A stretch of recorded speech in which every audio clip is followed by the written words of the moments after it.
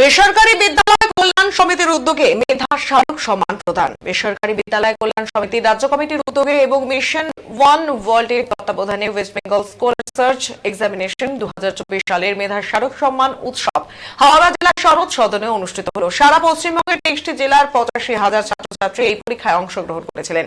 এই মেধা স্মারক সম্মান 1146 জন ছাত্রছাত্রীকে প্রদান করা হয়। অনুষ্ঠানে জাদু সম্রাট পৃথ্বী সরকার জুনিয়র, জাদু সম্রাজ্ঞী জয়শ্রী সরকার, 5বার ইংলিশ চ্যানেল জয়ী সাঁতারু রশ্মি শর্মা এবং এভারেস্ট জয়ী মলয় মুখার্জি, জনপ্রিয় টিভি সিরিয়াল অভিনেত্রী দীপশিতা মুখোপাধ্যায়, হাওড়া পৌরসভার চেয়ারম্যান সুজা চক্রবর্তী ছাড়াও অনেক বিশিষ্ট ব্যক্তিত্ব উপস্থিত ছিলেন।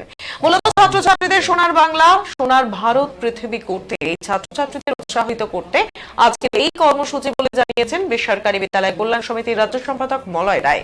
জলপাইগুড়ি জেলার চ্যাংমারি শিশু নিকেতন 3য় শ্রেণীর ছাত্রী সুহানা পাল, 4র্থ শ্রেণীর ছাত্র হিরণময় রায় এবং আরেক 4র্থ শ্রেণীর ছাত্রী সোহা সরকার এবং ক্রান্তি কিশোরী স্কুলের ছাত্র নিরূপম সেন মেধা স্মারক সম্মানে সম্মানিত। অনুষ্ঠানটিকে কেন্দ্র করে ছাত্রছাত্রী, অভিভাবক, অভিভাবিকা সকলের মধ্যে উৎসাহ লক্ষ্য করা গিয়েছে।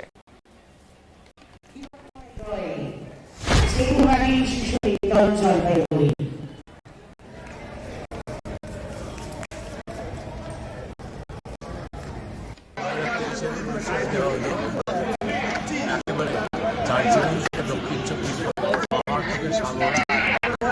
পরিষদ সম্মানিত হয়েছে এই মেধা পুরস্কারে।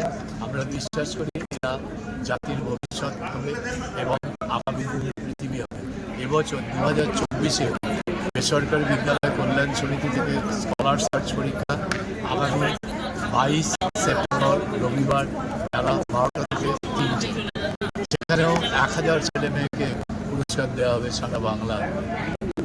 কতজন পরীক্ষা দেবে? পরীক্ষা দিয়েছিল 85,000-এর কাছাকাছি, 84,000 সামথিং। পশ্চিমবঙ্গে কত জেলা অংশগ্রহণ করছে? 23টা জেলা অংশগ্রহণ। আজকে এখানে কে কে আসছিলেন?